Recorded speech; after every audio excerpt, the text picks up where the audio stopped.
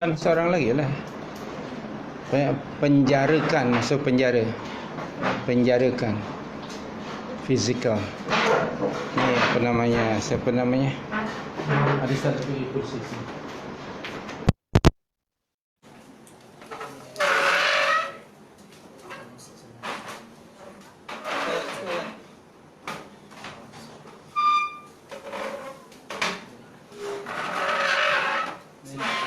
Cik ada Ustaz. Tu bagi sana.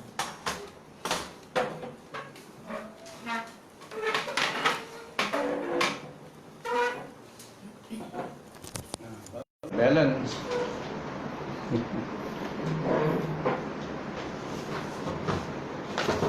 Allahumma salli ala Muhammad. Ustaz. Okey.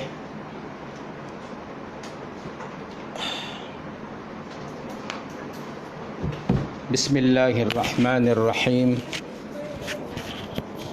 Alhamdulillah. Wassalatu wassalamu ala Rasulillah wa ala alihi wa sahbihi wa wala, thumma amma ba'du.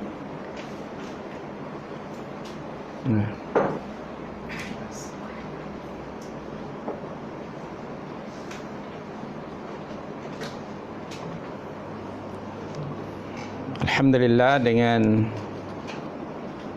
taufik Allah kita dapat hadir kembali di majlis ilmu ini bagi meneruskan membaca buku penjelasan matan Aqidah Tahawiyah, Aqidah Ahlussunnah wal Jamaah oleh Syekh Dr. Saleh bin Fauzan Al-Fauzan hafizahullah.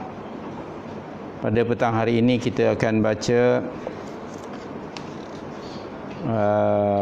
poin nombor 11 ya. Muka surat 48.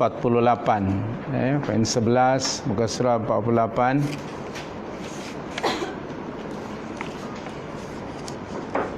Okey, Asif, tolong baca Asif. Bismillah.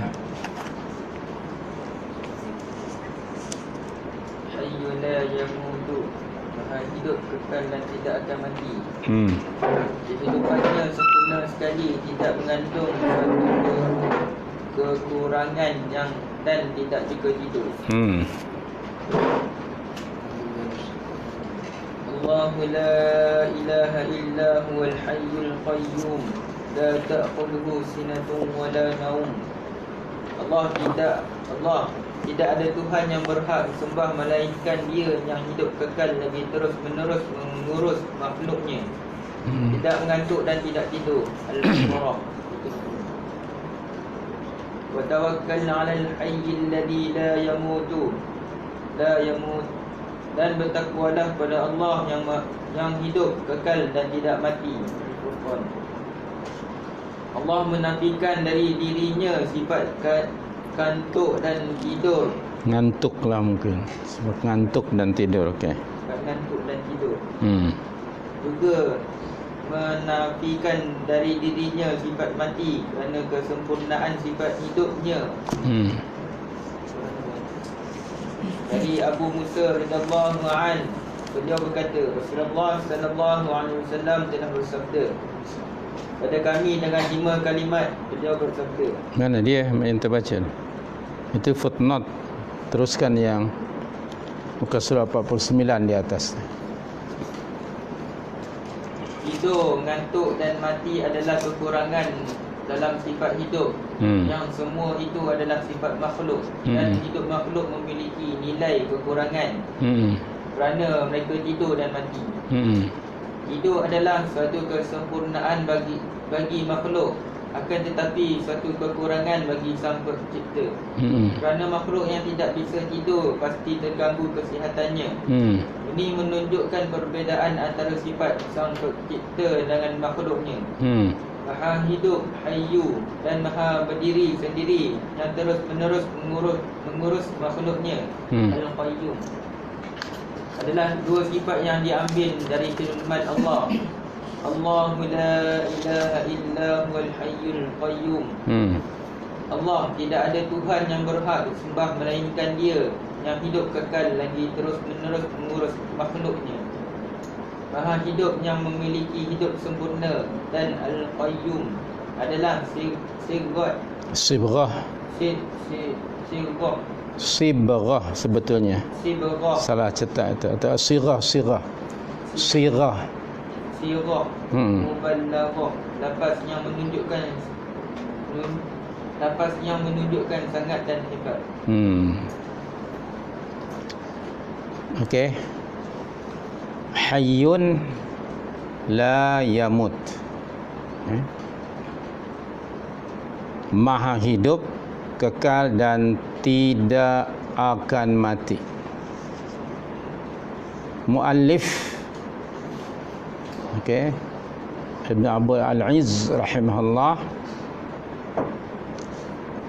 berkata, hayyun la yamut, maha hidup, tidak pernah mati.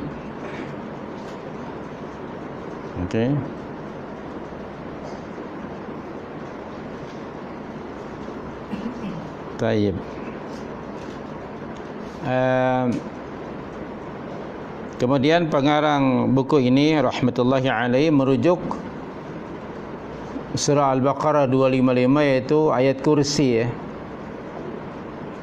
Qala ta'ala, a'udzubillahi minasyaitonir rajim, Allahu la ilaha illa huwal hayyul qayyum la ta'khudhuhu sinatun wala naum, ila akhiril ayat. Allah tidak ada ilah, tidak ada ilah yang berhak diibadati, tidak ada ilah yang benar-benar berhak diibadati melainkan Dia. Siapa Dia itu? Allah itu. Allah mensifati sifatnya melalui namanya, yaitu Al-Hayyu Al-Qayyum, yang maha hidup, kekal lagi terus menerus mengurus makhluknya. La ta'khudhuhu sinatu wala naum, tidak mengantuk dan tidak pula tidur. Jadi dua nama Allah dalam ayat ini, yaitu Al-Hayyu dan Al-Qayyum. Sementara di ayat yang lain, kita rujuk surah Ali Imran ayat pertama, kedua dan ketiga. Baca surah Ali Imran. Bismillahirrahmanirrahim. Alif Lam Mim. Allahu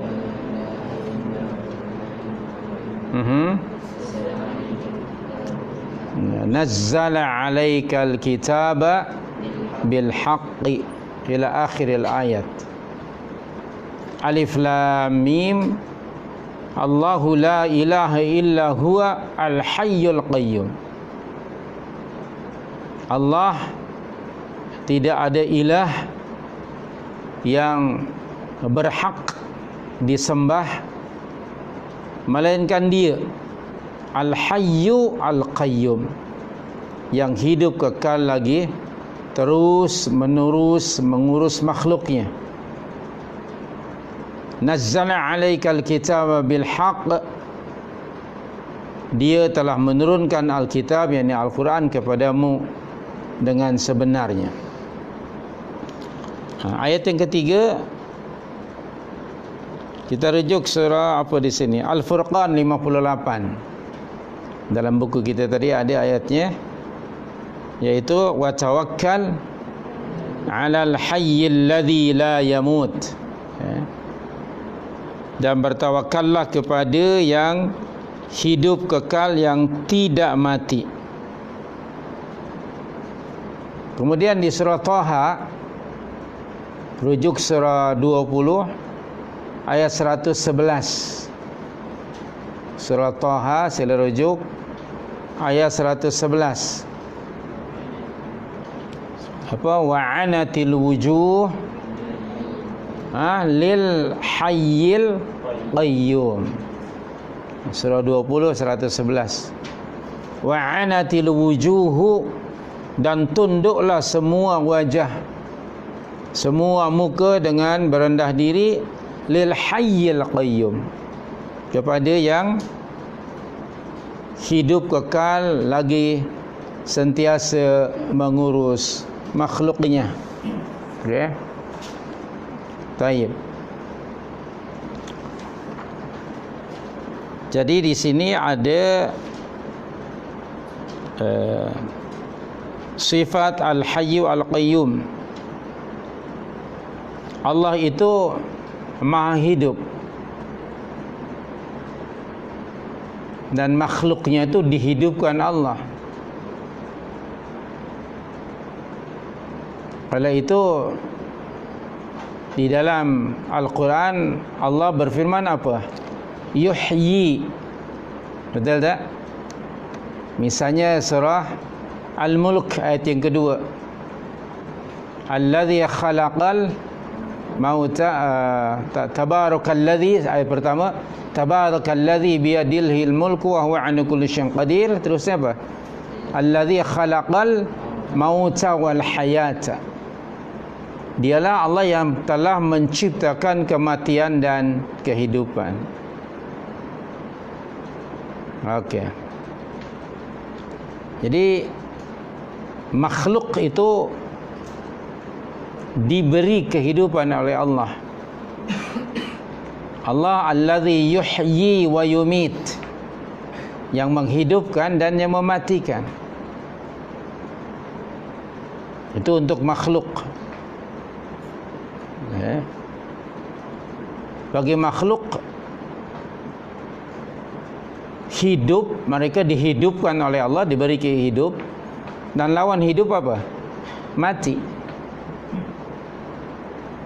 Sementara zat Allah Subhanahu wa taala al-hayyu, yang hidup kekal abadi dengan segala sifat yang sempurna.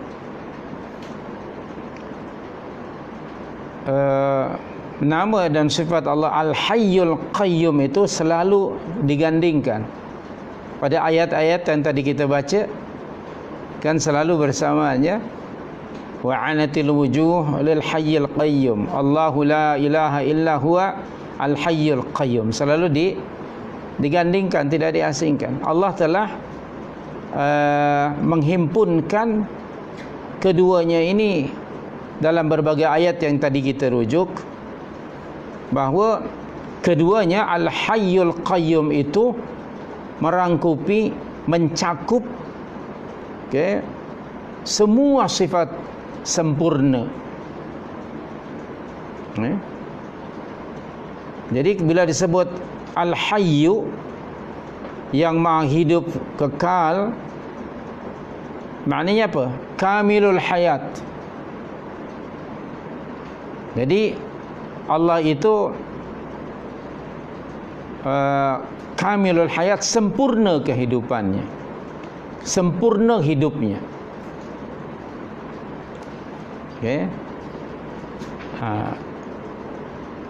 Sifat atau nama ini mengandungi semua sifat zatiyah bagi Allah Subhanahu wa taala. Misalnya apa? Al-ilmu. Ilmu. Apa lagi? Al-izzah. Kemuliaan. Apa lagi? Al-qudrah. Kekuasaan. Al-iradah. Kehendak ataupun keinginan. Juga apa lagi? Wal-azamah. Keagungan. Wal-kibriya. Kebesaran. Dan lain sebagainya dari sifat-sifat zatiyah yang suci itu. Jadi dalam sifat Al-Hayyu itu di dalamnya terkandung sifat-sifat zatiyah. Maka itu kamilul hayat, sempurna. Okey. Bahkan ya, dari dua nama dan sifat Allah Al-Hayyul Qayyum itu, okey, dari kedua sifat ini muncullah, timbullah sifat-sifat kesempurnaan yang lainnya. Okay. Berbeza dengan makhluk. Kalau makhluk itu apa dia? Hidup tidak sempurna ya. Sebab apa di antara kelemahan makhluk? Kita ada sifat penat. Bila penat macam mana? Mengantuk kan? Bila mengantuk berikutnya apa? Mestilah tidur kan?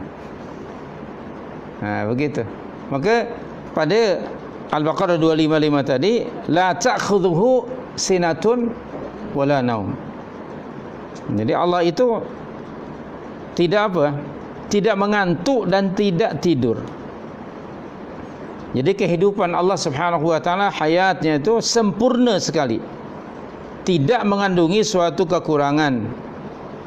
Ya, dan tidak juga tidur. Maha suci Allah dari sifat kekurangan. Apa di antara sifat kekurangan yang kita mensucikan Allah dari sifat itu, yaitu la ta'khudhuhu sinatun wala naum. Itulah bukti bahawa Allah itu maha hidup dan maha sempurna kehidupannya. Allah itu tidak mengantuk dan tidak pula tidur. Bagi Allah wal'iyadzubillah tentu sifat itu sifat kekurangan, sifat kelemahan. Sementara bagi makhluk kita ni pasti ada sifat itu. Ni ada sifat mengantuk dan tidur. Itu sifat makhluk. Dan bagi makhluk, kata Syekh Al-Fauzan tadi, bagi manusia ia termasuk sifat sempurna. Sebab kalau kita tidak mengantuk dan tidak tidur, tentu akan terjejas kesihatan kita. Katalah orang yang lambat tidur malam ya. Kalau dia tiap malam pasti akan terjejas tak fizikalnya, kesehatannya? Pasti. Jadi oleh itu ternyata mengantuk dan tidur itu bagi manusia adalah termasuk sifat sempurna. Dan Allah menjadikan malam untuk apa? Untuk tidur kan?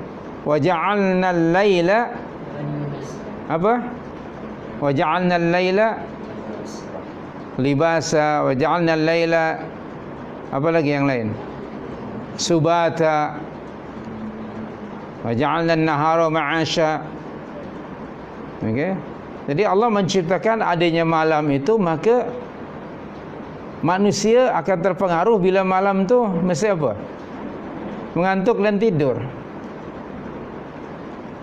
Oleh itu pernah dengar tak seseorang yang tidur pada malam hari dimarahi oleh ibu dan ayahnya? Engkau ni tidur saja, malam-malam kau tidur saja. Ada tak? Pernah dengar tak? Tidak. Kerana memang malam sinonim dengan apa? Masa untuk rehat. Allah telah menjadikan malam untuk berehat, siang pula untuk apa? Untuk bekerja. Ja'alna an-nahara ma'asha itu.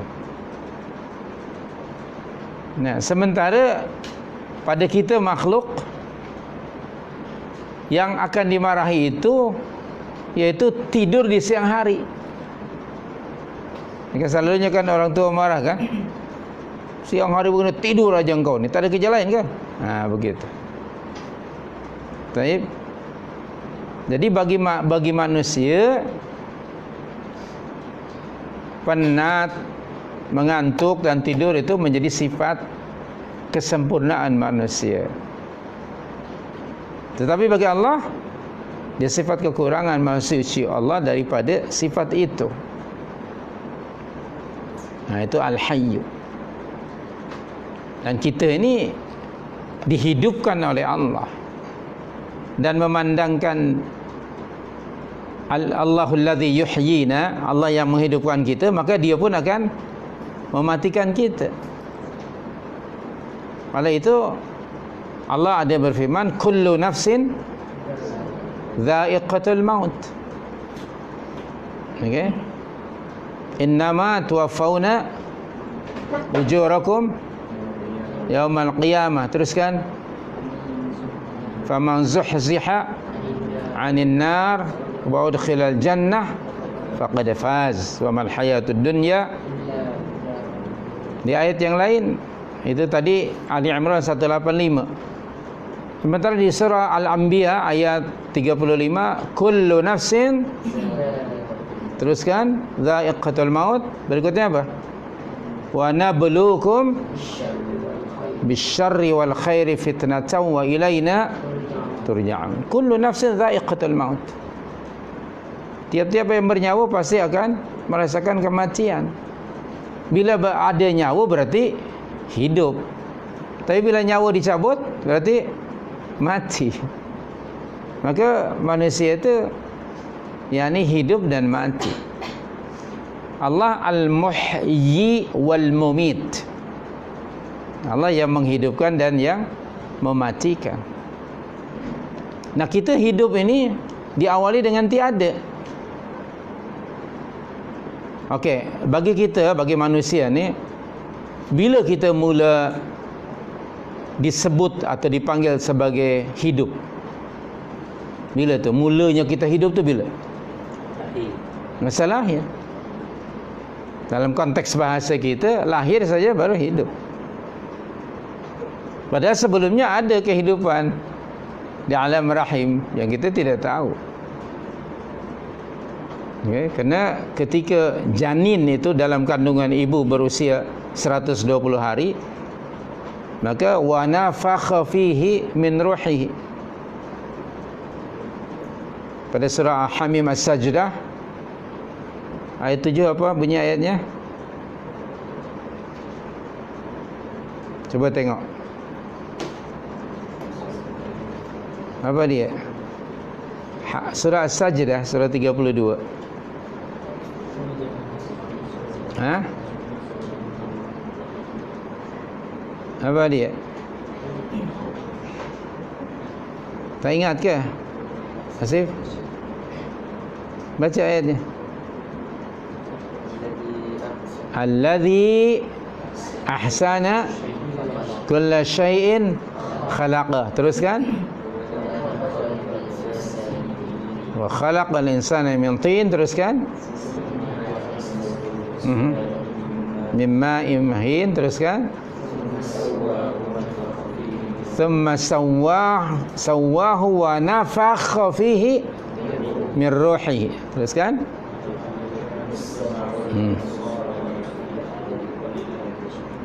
Jadi di situ ada tanya apa? Wa nafakha fihi min ruhihi. Kata Rasulullah sallallahu alaihi wasallam dalam hadis yang sahih, proses penciptaan manusia ni kan 40 hari. Jadi dari nutfah jadi alaqah, jadi mudghah. Baru fasawwahu, Allah sempurnakan kejadiannya physically. Dan baru tadi apa? Nafakha, Allah meniupkan pada badan janin bayi tadi, okey, min ruhihi, dari ruhnya, part of his spirit. Maka ketika itu Allah memerintahkan kepada malaikat yang ditugaskan untuk mencatatkan 4 perkara kan. Yang pertama apa? Usianya kan, umurnya. Berapa lama dia diperuntukkan usianya oleh Allah hidup di dunia. Yang kedua apa? Rezeki dia. Allah telah tetapkan. Yang ketiga, apa dia yang ketiga? Hadis Nabi ini sallallahu alaihi wasallam, amalannya. Yang keempat, sama ada dia sa'idun ataupun syaqiyun, bahagia atau celaka. Ini 4 perkara ini telah dicatat, ditulis. Lalu setelah lebih kurang 9 bulan atas ketetapan Allah tadi, maka wallahu akhrajakum min butuni ummahatikum la ta'lamuna syai'a. Allah lah yang mengeluarkan kamu dari perut ibumu. Masa kita lahir itulah baru disebut kita hidup. Jadi maknanya manusia hidup itu ada, dimulai dengan tidak hidup, dengan tidak ada. Maka Allah menghidupkan 2 kali, mematikan pun 2 kali. Ahyaitana tsnain, kan? Engkau hidupkan kami 2 kali dan dimatikan pun 2 kali. Hidup di sini.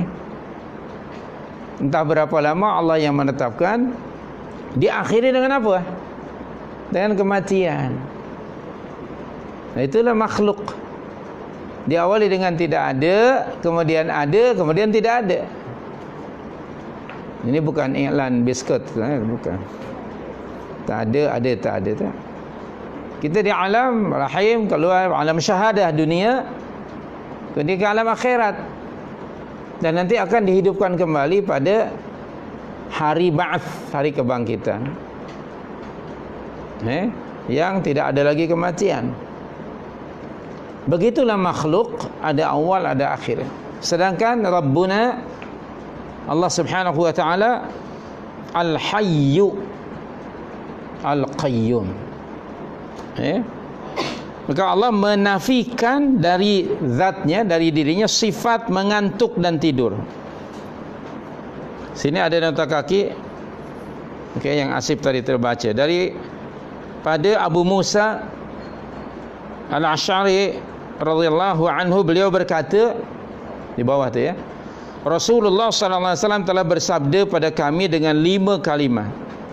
Beliau bersabda apa? Innallaha azza wa jalla la yanamu. Sesungguhnya Allah Subhanahu wa taala, Allah azza wa jalla tidak tidur. Wala yanbaghi lahu ayyanam. Dan tidak apa? Tidak layak baginya. Tak patut baginya dia tidur. Tidak layak dan tidak patut bagi Allah Subhanahu wa taala itu tidur. Innallaha la yanamu wa la yanbaghi lahu ayyanam.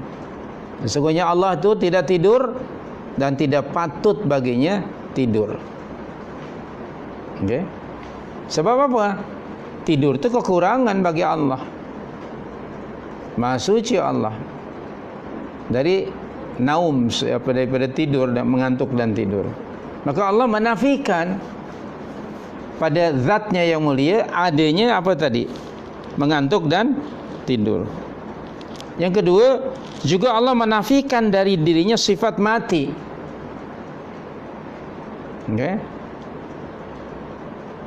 Maka tadi pada surah Al-Furqan 58, wa tawakkal 'alal hayyil ladzi la yamut.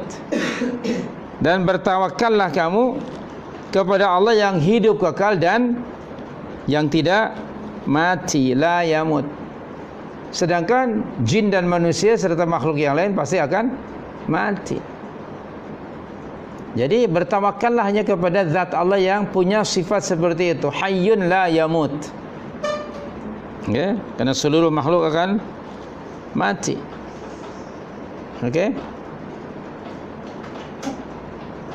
Kemudian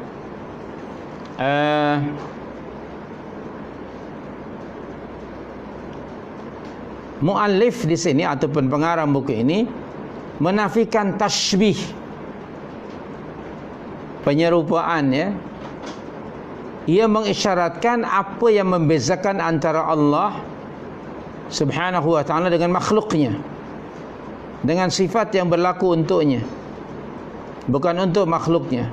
Di antaranya bahawa dia hidup, tidak pernah mati. Itu bezanya khaliq dan makhluk. Allah khaliq, hayyun la yamut. Sedangkan makhluk hayyun wa yamut, hidup dan akan mati. Saya teringat surah Al-Anbiya 34. Wa ma ja'alna, teruskan. Wa ma ja'alna li basharin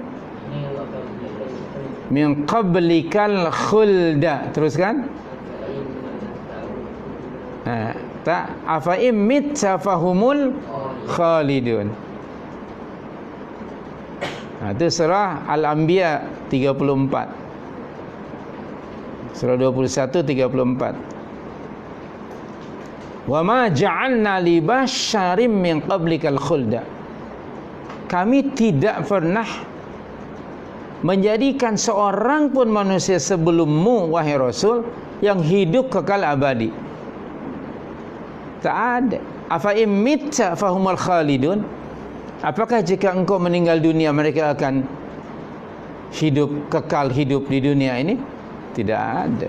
Maka diteruskan tadi ayat 35, kullu nafsin dha'iqatul maut.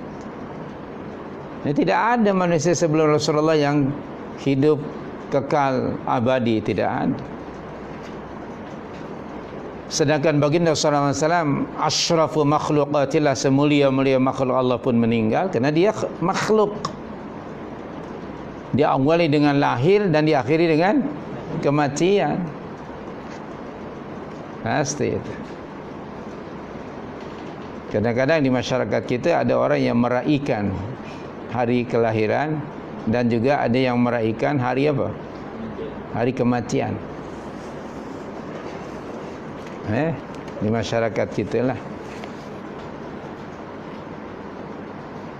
Kalau hari kelahiran disebut happy apa? Happy birthday. Kalau kematian, happy mati to you, begitu ke? Tidak mungkin. Tapi ada itu. Okey. Gathering sempena kematian si fulan kali yang keberapa? Begitu. Itu ada itu. Di Nusantara ini, tempatnya di mana saya tak ingat, tapi ada. Sebenarnya ini sudah meninggal lah, dah mati. Tidak ada manusia yang hidup kekal. Soal itu hanya Allah Subhanahu wa taala menafikan sifat itu pada zatnya. Okey. Jadi yang dinafikan itu tashbih, kesamaan, keserupaan dengan makhluk. Adapun sifat la ta'khudhuhu sinatun wala naun itu ada. Kan masih ada ayatnya kan? Yang tadi kita baca itu. Semua orang hafalah ayat kursi ini. Allahu la ilaha illa huwa al-hayyu al-qayyum. Berikutnya apa? La ta'khudhuhu sinatun wala naun. Itu sifat Allah. Yang dinafikan itu apanya? Apa? Tashbih. Menyerupai makhluk itu tidak ada. Okay? Tapi itu jadi sifat Allah, la ta'khudhuhu sinatun wala naum. Jadi bagi Allah Subhanahu wa taala, sinatun dengan naum itu sifat apa? Tidak sempurna, kekurangan. Tadi saya sudah sebut, sedangkan bagi makhluk ialah sifat sempurna. Maka kalau ada orang yang hidupnya, misalnya seseorang tak pernah mengantuk, tak pernah tidur. Pernah dengar tak? Kalau ada lah, Kalau orang tak pernah ngantuk, tak pernah tidur, orang tuanya kira-kira happy ke atau bimbang? Bimbang juga kan? Kenapa budak ni tak pernah tidur? Bimbang, kerana dibimbangi ada satu penyakit. Kemudian ada pula tidur aja 24 jam. Bimbang juga. Okay, kalau orang yang tidurnya lama sekali, dalam bahasa kita tidur apa? Mati kan? Tidur mati. Jadi sekali lagi yang dinafikan itu tashbih. Sedangkan sifatnya remain. La ta'khudhuhu sinatu wala naum. Pada manusia, pada makhluk ada sinatun, ada naum. Pada Ibnu Abbas radhiyallahu anhuma, di bawah ya, bahwasanya Rasulullah SAW pernah bersabda. Jadi doa ini ya. Allahumma, ya Allah, laka aslamtu, kepadamu aku berserah diri. Wa bika amantu, denganmu aku beriman. Wa alaika tawakkaltu, kepadamu aku bertawakal. Wa ilaika anabtu, dan kepadamu aku kembali.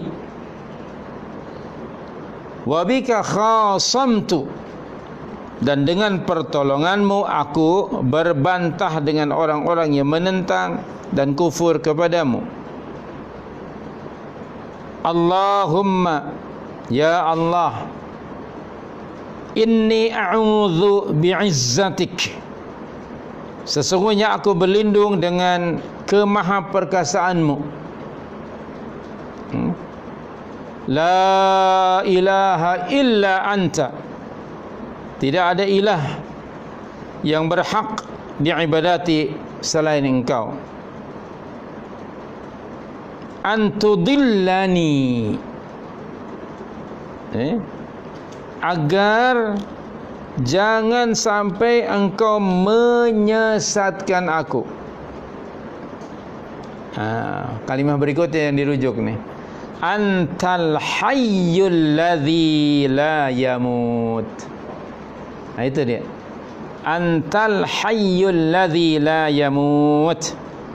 Engkaulah yang maha hidup dan tidak akan mati. Ya. Allah maha hidup dan tidak akan mati, sedangkan makhluk semuanya mati. Maka di hujung lafaz doa ini, wal jinnu wal insu yamutun, sedangkan apa? Manusia dan jin akan mati semuanya. Hadis riwayat Muslim nombor 2717. Jadi istidlal, dalil daripada doa ini, kalimah apa tadi? Antal hayyul ladzi la yamut. Itu. Antal hayyul ladzi la yamut. Nah, oleh itu ada sifat berikutnya apa? Al-Qayyum, yang maha apa? Terus menerus mengurus makhluk. Jadi tidak hanya Al-Hayyu, tapi ada Qayyumah ataupun Al-Qayyum tu maha yang apa, terus menerus ataupun sentiasa mengurus makhluknya.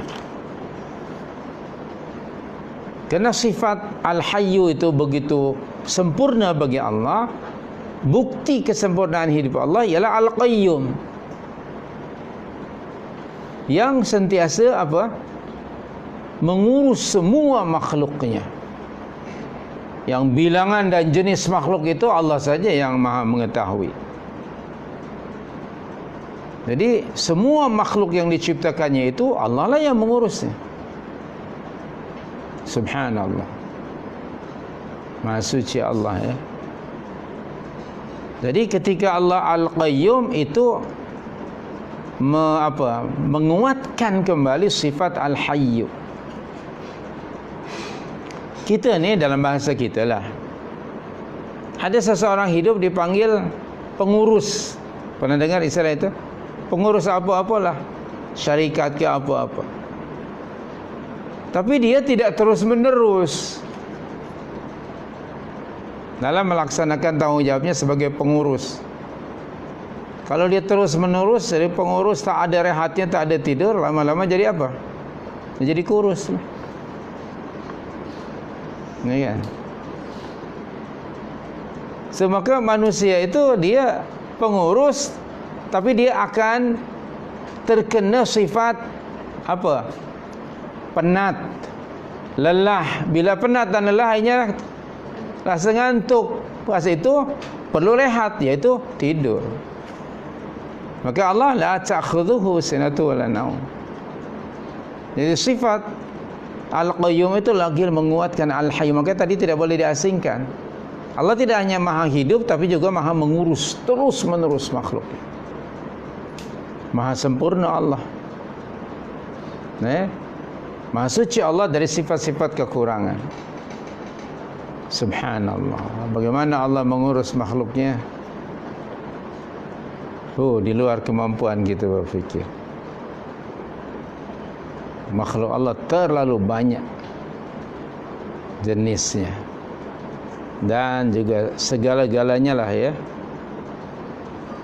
Jadi Allah itu tidak pernah tidur. Oleh itu la ta'khudhuhu sinatun wala naum, itu dikhaskan sifat itu hanya untuk Allah, hanya untuk Khaliq, tidak untuk makhluk. Sifat la ta'khudhuhu sinatun wala naum itu dikhaskan hanya untuk Allah. Subhanallah.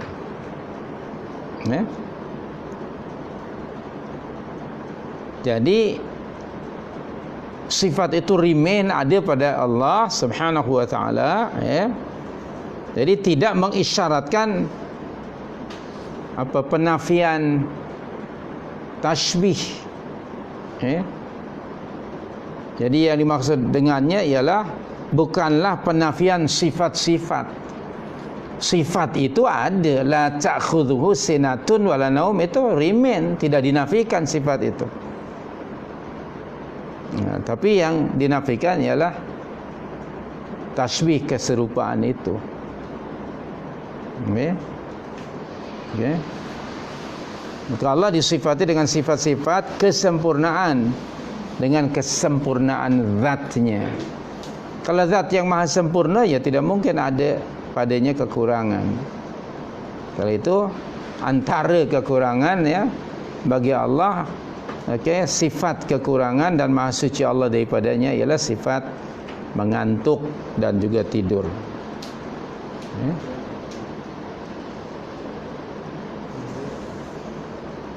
Nah, jadi dalam konteks hidup Al-Hayyu, Allah maha hidup dan makhluk juga hidup. Jadi hanya bezanya Allah itu yang maha hidup dan kekal, sedangkan makhluknya hidup tapi tidak kekal, akan berakhir dengan kematian. Kehidupan manusia, kehidupan makhluk itu sifatnya sementara. Sementara, akan diakhiri dengan kematian. Yang sementara itu pun kita tidak tahu berapa lama. Itu rahasia Allah lah. Dalam surah apa? Luqman ayat 34. Innallaha indahu, yang pertama apa? Muhammad, innallaha indahu ilmus sa'ah. Teruskan. Surah Luqman ayat terakhir sekali. Coba baca, teruskan. Innallaha indahu ilmus sa'ah. Teruskan. Come on lah.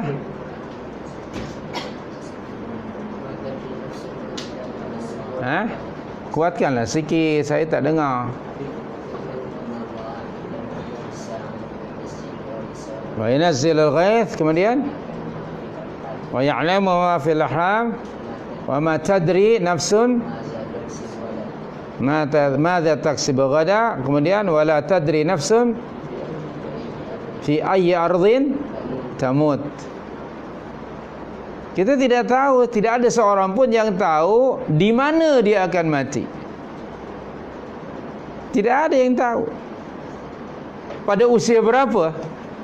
Tak ada yang tahu. Okey. Kita hidup dan akan mati, tetapi kita tidak tahu bilakah kematian itu akan datang. Ajal kematian akan sampai pada seseorang, kita tidak tahu. Itu rahasianya ada pada sisi Allah. 5 perkara tadi yang rahasianya ada pada sisi Allah pada ayat itu. 5 perkara.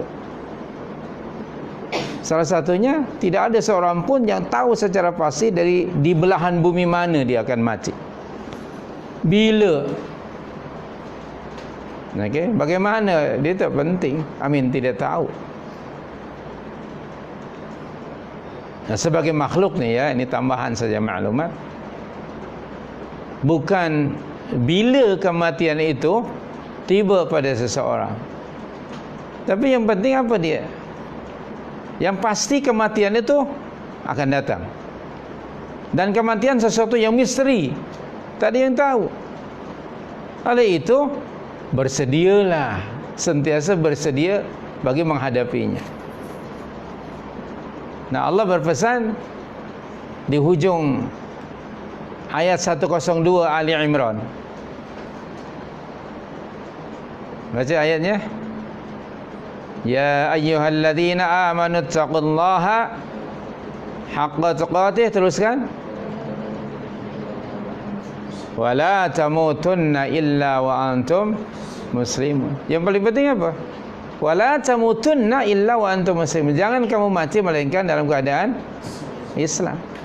Seakan-akan manusia yang menentukan bila mati. Jangan kamu mati melainkan dalam keadaan Islam. Tidak. Maknanya, sebab kematian itu misteri, dan kematian itu within 24 hours. Kematian itu 24 jam akan berlaku. Anytime akan datang. Memandangkan dia rahsia Allah, kita tidak tahu, maka kita hendaknya bersedia. Jadilah Muslim 24 jam. Muslim yang sentiasa tunduk, patuh, taat kepada Allah 24 jam, memandangkan kematian akan datang pada bila-bila masa. Okey? Kan saya pernah sebutkan sebelum ini, kematian tu bukan hanya milik orang tua saja. Anak muda pun ada yang meninggal. Betul tak? Kematian itu bukan hanya milik orang-orang yang sakit saja. Yang sehat pun mati juga. Kematian itu bukan hanya untuk orang kampung saja. Orang bandar ada tak yang mati? Ada. Kematian itu bukan hanya untuk rakyat. Para penguasa pun ada yang meninggal. Jadi bersedia untuk itu. Maka dipesankan wala tamutunna illa wa antum muslim. Nah, maka itu Nabi mengajar kita memohon kepada Allah semoga Allah mewafatkan kita dalam keadaan husnul khatimah. Jadi kita balik lagi tadi, ni dalam doa tadi yang kita baca. So, kehidupan di dunia ini sementara. Maknanya tidak kekal. Kehidupan yang kekal itu di mana? Di akhirat. Kekal abadi itu di akhirat. Coba tengok surah Al-Ankabut ayat 64. Surah Al-Ankabut surah 29 ayat 64. Bismillahirrahmanirrahim. Wa ma hadhil hayatud dunya, teruskan, illa la'ibu wa lahu, teruskan, wa inna daral akhirata lahiyal hayawan lau kanu ya'lamun. Itu ayat. Wa inna hadhil hayatud dunya, dan wa ma hadhil hayatud dunya, dan tiadalah kehidupan dunia ini melainkan hanya apa? Illa lahwun wa la'b. Okey, iaitu melainkan apa? Senda gurau dan main-main. Senda gurau itu melakukan sesuatu yang tidak berfaedah. La'bun. Walahwun itu menghabiskan masa hingga terlepas dari kebaikan. Sia-sia hidup macam itu. Nah, Allah lalu beritahu wa innad daral akhirata lahiyal hayawan. Dan sesungguhnya kehidupan di akhirat itulah yang sebenarnya kehidupan. Lau kanu ya'lamun, sekiranya mereka mengetahui. Jadi hidup yang kekal abadi itu di akhirat. Kalimat akhirat maknanya akhirat itu yang berakhir. Akhir, tiada lagi kematian. Banyak ayat Al-Quran yang Allah menjelaskan orang-orang kufar yang diazab dalam neraka itu, mereka setiap kali Allah azab akan dihidupkan ataupun kembalikan lagi pada bentuk asalnya. Terus menerus mereka dalam neraka dan azab, khalidina fiha finnar, khuludun finnar, na'udzubillah, ataupun khuludun fil azab, dan masanya abada, selama-lamanya. Begitu juga orang-orang mukminun. Innal ladzina amanu wa 'amilus salihati ulaika hum khairul bariyah. Teruskan. Jazaa'uhum 'inda rabbihim jannatu 'adin tajri min tahtihal anhar khalidina fiha abada. Khulud itu merujuk pada khulud fil jannah, kekal dalam syurga, kekal dalam nikmat Allah bagi orang mukmin. Abada itu maknanya apa? Selama-lamanya. Maknanya bukan disebut akhirat kerana tidak ada akhiran lagi. Bagi orang kafir, na'udzubillah, khuludun fil azab, kekal di dalam azab dan abadan, selama-lamanya. Wal'iyadzubillah. Jadi hidup yang sebenarnya, yang kekal, ialah kehidupan akhirat. Lau kanu ya'lamun, sekiranya kalaulah mereka mengetahui. Nah, kehidupan dunia ni seperti apa? Tidur. Kehidupan di akhirat tu jaga terus. Di dunia ni ada ngantuk, ada tidur. Subhanallah. Kita dengar khutbah Jumaat pun tidur juga. Kadang-kadang kalau duduk di belakang, misalnya lah di saf belakang, ada orang tak nampak kepalanya, hilang kepalanya, tinggal apa? Tinggal punggungnya saja. Ke mana kepalanya? Rupanya dia mengantuk dan tidur. Begitu ya. Itulah manusia. Kehidupan di dunia ini, yakni seperti tidur. Kehidupan akhirat jaga terus. Jadi tidak boleh dikatakan kehidupan akhirat ini sempurna padahal ia adalah makhluk. Maksudnya apa? Akhirat itu kekal abadi, bukan akhiratnya itu, tetapi Allah lah yang menciptakannya ia selama-lamanya. Okey, boleh faham di sini? Jadi Allah lah yang menciptakannya. Dia sempurna. Tidak ada lagi kematian. Nah, di sini, di dunia ini hidup kita sementara dan berubah-ubah. fizikal kita pun berubah. Masa dilahirkan bayi 2 tahun baru sebutkan apa? Kanak-kanak ke? Nanti sebut apa lagi? Kanak-kanak hingga usia berapa? 4 tahun, 5 tahun? Kan? Ataupun 12 tahun. Lepas itu baru nanti remaja, dewasa, tua dan seterusnya meninggal. Nah, ini tidak kekal. Sementara beza dengan kehidupan akhirat. Oleh itu, tambahan maklumat bagi orang mukmin, dia lebih memfokuskan perhatiannya pada kehidupan yang kekal abadi melalui hidup yang sementara.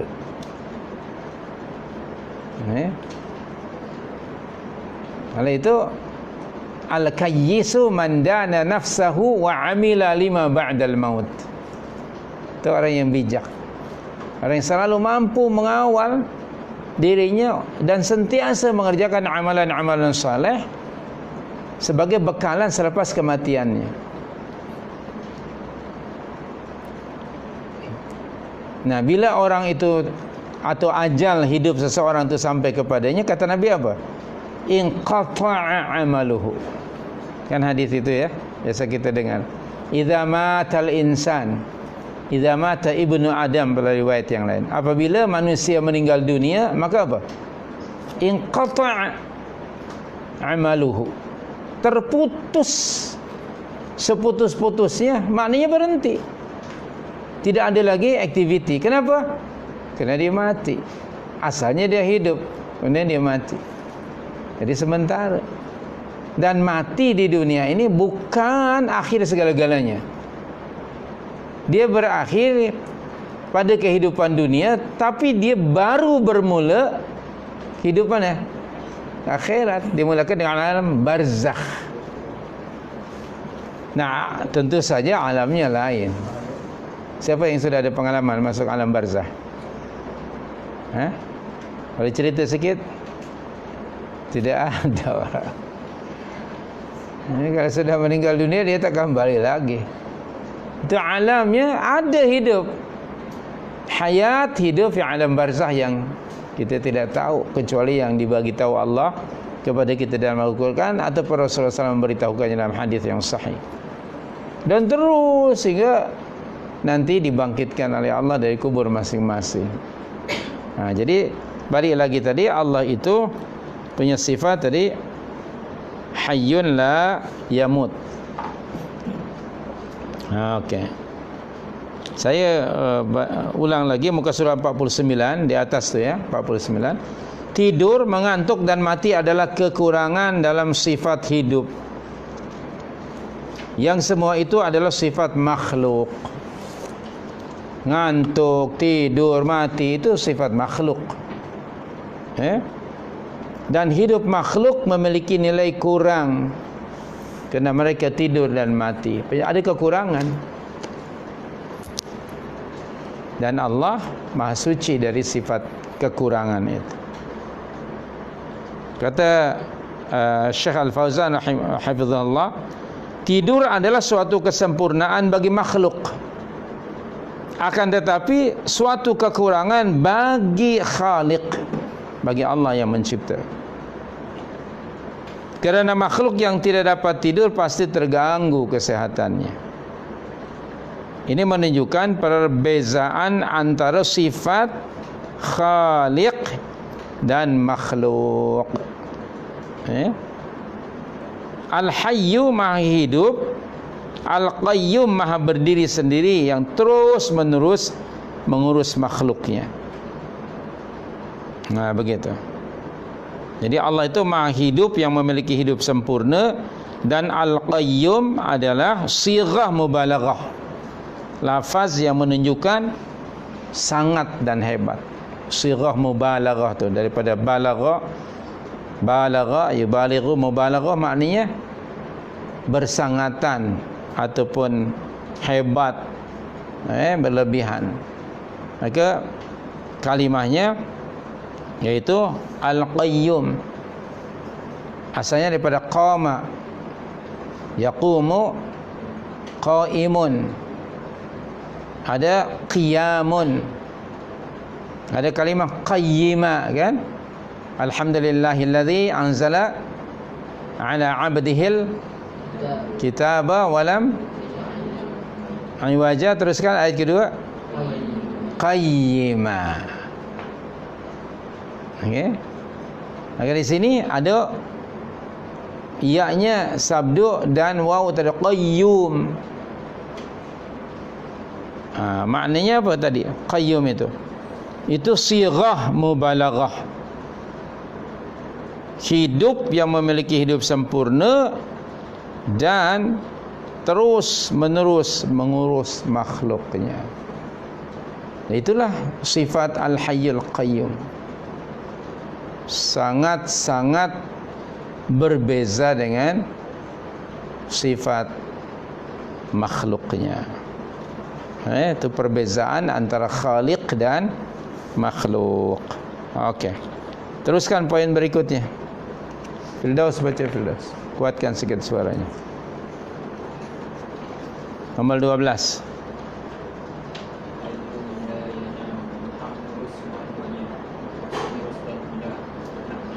Sambungan dari tadilah ni. Okey, teruskan.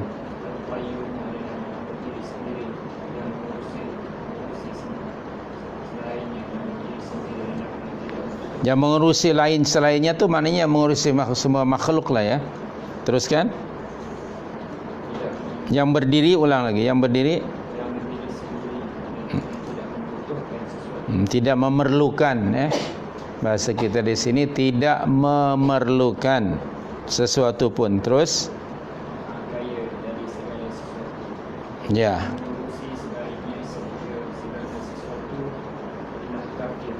Fakir bukan kafir, jangan salah baca inta.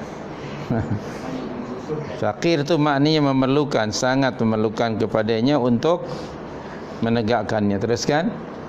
Untuk menegakkannya. Maka jika Allah tidak menegakkan langit dan bumi dan semua makhluk, nescaya mereka semua akan binasa. Akan tetapi Allah Subhanahu wa taala menegakkan dan menjaga serta mencukupkannya semua yang menjadi kebesaran. Ya, subhanallahil karim. Bagaimana Allah menegakkan langit bighairi amadin tarawunaha, tanpa ada apa? Tiang yang menyanggah. Subhanallahil karim. Kalaulah tidak dibuat seperti itu, Allah tidak menegakkan, maka hancur binasalah kita. Allahu akbar. Nanti langit itu akan yatafattarna, pecah. Jika Allah menghendaki. Allahu akbar. Teruskan.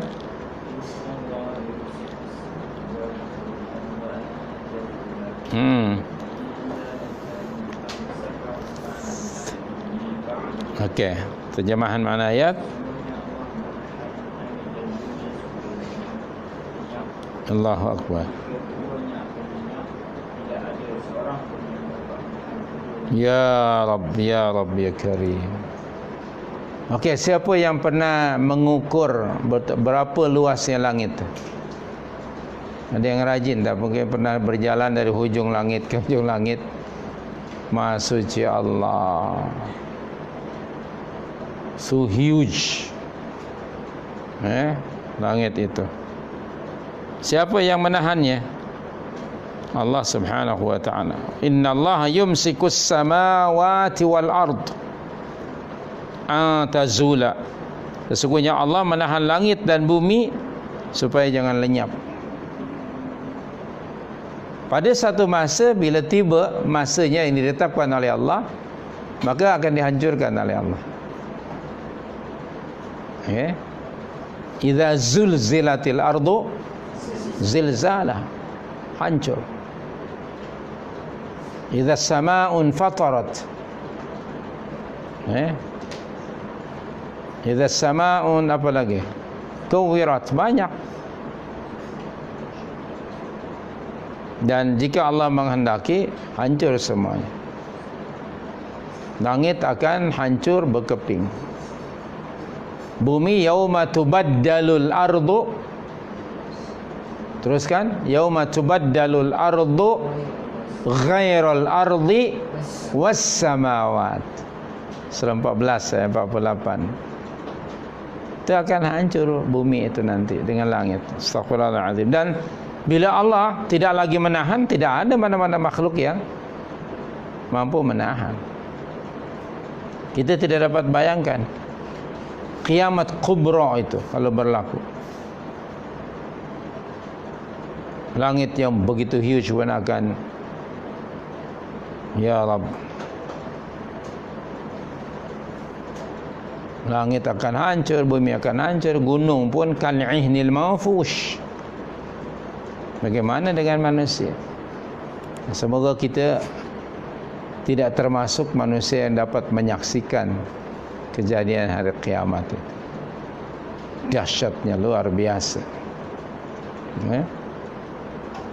Yang pasti hari kiamat juga tadi sudah kita baca, antara lain surah Luqman tadi ayat 34, bahawa rahasia bila hari kiamat hanya Allah yang tahu. Seorang sahabat, saya lupa namanya, bertanya kepada Rasulullah, mata sa'ah ya Rasulullah, bila hari kiamat? Lalu Nabi bertanya kepadanya, apa dia? Madza a'dadta laha? Apa yang kamu sudah sediakan bagi menghadapi hari kiamat? Jadi tidak penting bila hari kiamat akan berlaku, dan Allah pun tidak memerintahkan kita untuk memikirkannya. Tapi yang paling penting apa? Persediaan menghadapi hari kiamat. Ada kiamat sughra, yaitu kematian. Ada kiamat kubra, hancurnya bumi dan langit ini. Ketika yang memberi manfaat kepada seseorang hanyalah iman dan amalnya. Oleh itu pada surah Al-Hasyr ayat 18, Bismillahirrahmanirrahim, ya ayyuhalladzina amanu taqullaha wal tanzur nafsum ma qaddamat lighad wattaqullah innallaha khabirun bima ta'malun. Al-Hasyr 18. Wahai orang-orang yang telah beriman, bertakwalah kamu kepada Allah. Dan apa kata? Hendaknya setiap orang memerhatikan apakah yang sudah dibuatnya, disediakan, disiapkannya bagi menghadapi hari esok. Tengok, wal tanzur nafsum ma qaddamat lighad. Hendaknya tiap orang memperhatikan, mengambil kira, seriously, apakah yang sudah dibuatnya, disediakannya bagi menghadapi hari esok. Kata Imam Al-Qurtubi, hari esok maksudnya hari apa? Hari akhirat. Dan diawali tadi dengan kematian. Baik. Jadi itu poin 12. Baik. Pukul berapa sekarang? Ada lagi masa tak? 47 minit. Okey, ada apa-apa soalan untuk 2 poin ini? Okey.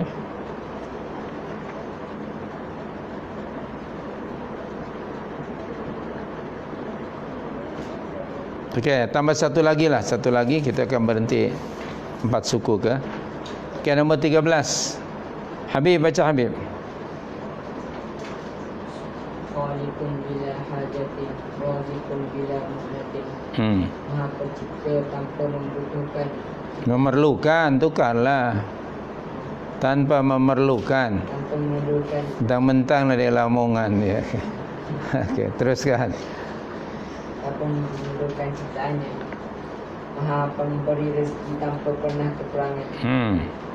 Dialah yang menciptakan semua makhluk di dalam semesta ini.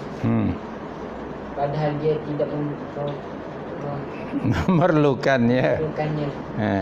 Dia menciptakan mereka semua hanya untuk beribadah padanya. Ya. Wa ma khalaqtul jinna wal insa illa liya'budun. Dan aku tidak menciptakan jin dan manusia melainkan supaya mereka menyembahku. Maka Allah menciptakan mereka bukan kerana memerlukan mereka untuk membelanya atau membantunya. Membela Allah. Atau membantunya. atau menolongnya atau melindunginya. Maha suci Allah dari semua itu. Maha suci Allah dari semuanya itu. Okey, teruskan. Allah hanya menciptakan mereka untuk beribadah kepadanya, dan mereka memerlukan kepada ibadah, untuk menghubungkan diri mereka dengan Allah dan mengikat mereka dengan Rabb mereka. Maka ibadah adalah hubungan antara hamba dengan Rabbnya, sehingga dapat mendekatkannya dari Allah dan mendapatkan pahala dan balasan kerananya. Maka ibadah adalah keperluan makhluk dan bukan keperluan Allah SWT. Ya. Indakuru antum wa ma fil ardi jami'a fa inna Allaha lawaliyyun hamid. Jika kamu dan semua orang yang ada di muka bumi mengingkari nikmat Allah, maka sesungguhnya Allah Maha Kaya lagi Maha Terpuji.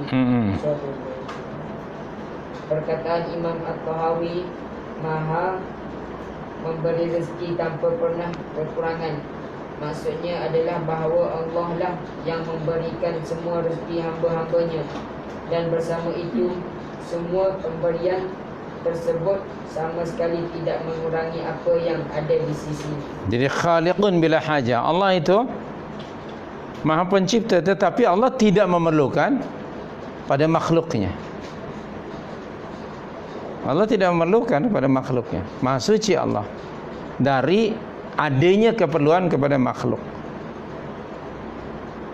Ketika Allah menciptakan seluruh makhluknya, termasuk kita manusia, bukan berarti Allah memerlukan manusia, tidak sama sekali. Maha suci Allah dari memerlukan bantuan, pertolongan daripada makhluknya. Okay? Kita mensucikan Allah dari sifat kekurangan itu. Okay? Allah tidak memerlukan itu. Okay? Tetapi kemudian makhluklah yang memerlukan Allah. Kita sangat bergantung kepada Al-Hayyul Qayyum tadi, Allazi la yamut. Kan kita ni dihidupkan oleh Allah kan? Maka yang menjamin kehidupan dan yang memenuhi keperluan kita adalah Allah. Sebelum ini sudah saya sebut, ingat Al-Baqarah 21 dan 22 kan? Allah yang mencipta, lalu Allah yang menyediakan tempat manusia, dan ketiganya Allah yang memenuhi segala keperluan manusia. Jadi Allah mencipta bukan untuk keperluan zatnya yang maha suci itu. Okay? Hanya di sini Allah bagi tahu pada surah Az-Zariyat 56. Nah, Allah memberitahukan pada kita matlamat atau tujuan Allah menciptakan makhluk untuk apa? Wa ma khalaqatul jinna wal insa, untuk apa? Illa liya'budun. Nah itu. Tapi walau begitu Allah tidak memerlukan ibadah makhluknya. Kalau katalah seluruh manusia yang Allah ciptakan ini hanya menyembah, taat, tunduk patuh pada Allah, pertanyaan saya, apakah ketaatan seluruh makhluk itu akan menambah kekuasaan Allah tak? Akan menambah keagungan Allah tak? Tidak sama sekali. Atau sebaliknya, sekiranya seluruh manusia kufur, musyrik, apakah kekufuran, kemaksiatan mereka itu akan mengurangi kekuasaan Allah? Tidak sama sekali. Jadi oleh itu, di sini apa tadi disebutkan oleh pensyarah ini tadi? Ibadah itu ialah untuk menghubungkan diri kita dengan Allah, supaya kita hidup ini sentiasa terikat dengan Allah. Oleh itu konsep ibadah sangat luas. Ia nampak keluasan konsep ibadah tu pada surah 6, 162, 163. Al-An'am 162, 163.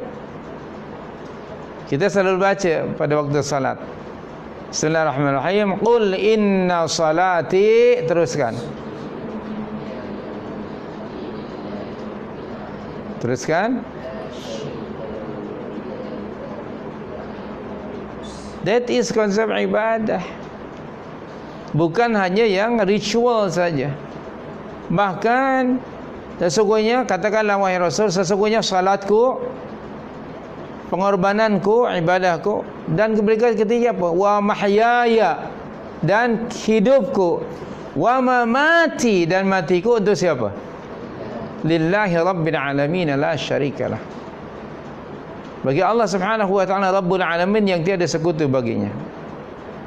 Jadi konsep ibadah itu luas. Okay? Soal itu para ulama kita memberikan definisi ta'rif ibadah itu macam-macam lah, berbagai-bagai. Di antaranya ada yang memberi definisi apa? Ibadah itu ismun jami'un lima yuhibbuhu Allah wa yardah minal qawli minal af'al wal qawli al-zahirah wal batinah, minal af'al wal aqwal al-zahirah wal batinah. Itu ada ta'rif ibadah seperti itu. Boleh saya tulis dulu sekejap, saya tulis sekejap. Ada lagi masa InsyaAllah ta'ala. Okay, apa dia ibadah? Al-ibadatu, al-ibadah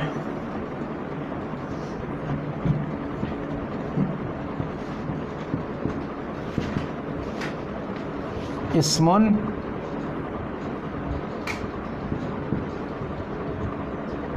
jami'un, ismun jami'un lima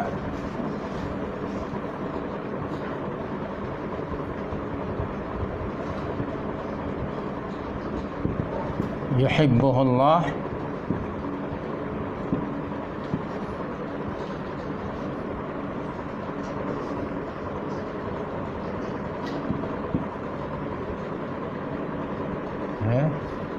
ismun jami'un lima yuhibbuhu Allah min al-aqwal wal af'al.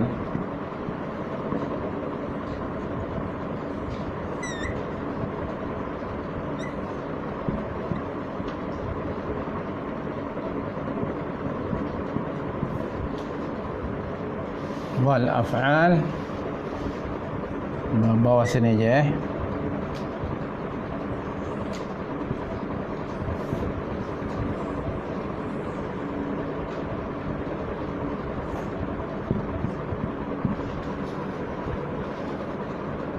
الظاهرة الباطنة والظاهرة.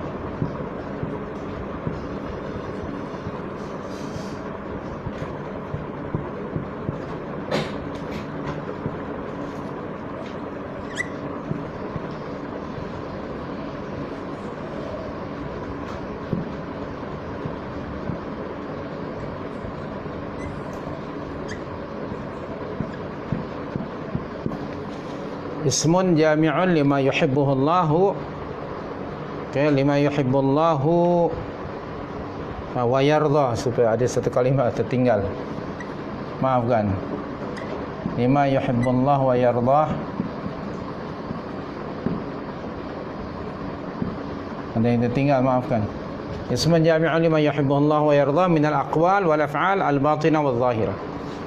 Ibadah itu adalah satu nama yang mencakup segala sesuatu yang disukai dan diridhai Allah, ucapan dan perbuatan yang batin dan yang zahir. Ismun jami'un lima yuhibbuhu Allah wa yardah min al-aqwal wa af'al al-batinah wal zahirah. Ibadah itu, saya ulang ya, satu nama atau istilah yang mencakup segala sesuatu yang disukai dan diridhai Allah, ucapan dan perbuatan sama ada yang zahir maupun yang batin. Al-zahirah wal batinah ataupun al-batinah wal zahirah, mana-manalah boleh diulang lah. Kita sebutnya apa? Zahir batin ke batin zahir? Zahir batin, minta maaf. Terbalik ya. Okey, bolehlah ya. Bolehlah, okey. Al-zahirah wal batinah ya. Al-zahirah wal batinah. Wal af'al al-zahirah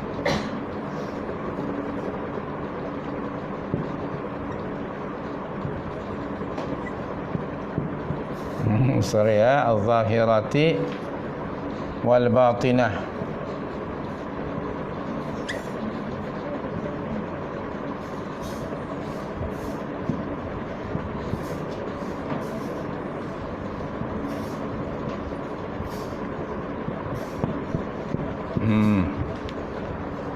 Sorry lah, terbalik-balik ya.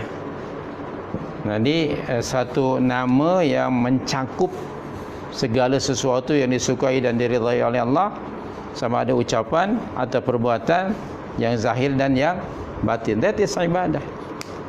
Maka ini definisi ini begitu apa? Komprehensif.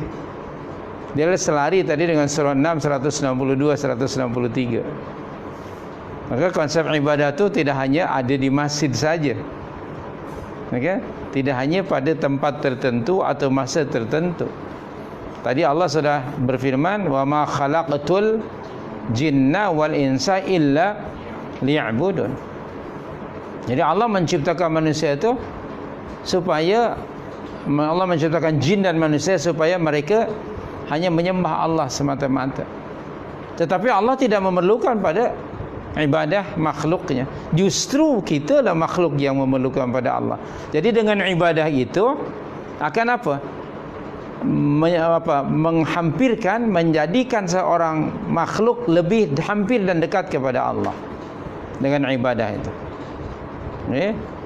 Lebih menghampirkan diri kepada Allah Subhanahu wa taala melalui ibadah, dan ibadah juga adalah hubungan antara hamba dengan Rabb-nya. Hingga akhirnya mendapatkan pahala dan balasan karenanya. So tentu saja dalam ibadah ni, agar ibadah itu sah, diterima oleh Allah dan berpahala, ya ada syaratnya ya.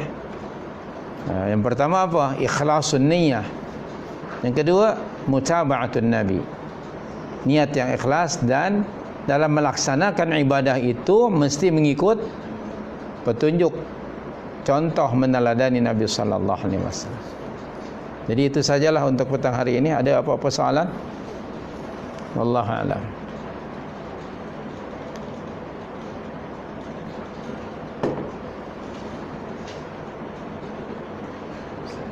Ada soalan tak? Tak ada. Okey. Kalau kita tak ada soalan, kita berhenti di sini. Dan mari kita akhiri majlis ilmu ini dengan bacaan tasbih kifarah. Subhanaka Allahumma wa bihamdika asyhadu an la ilaha illa anta astaghfiruka wa atubu ilaik. Wa sallallahu wasallam ala nabiyyina Muhammad wa ala alihi wa sahbihi ajma'in, wa akhiru da'wana alhamdulillahi rabbil alamin. Terima kasih.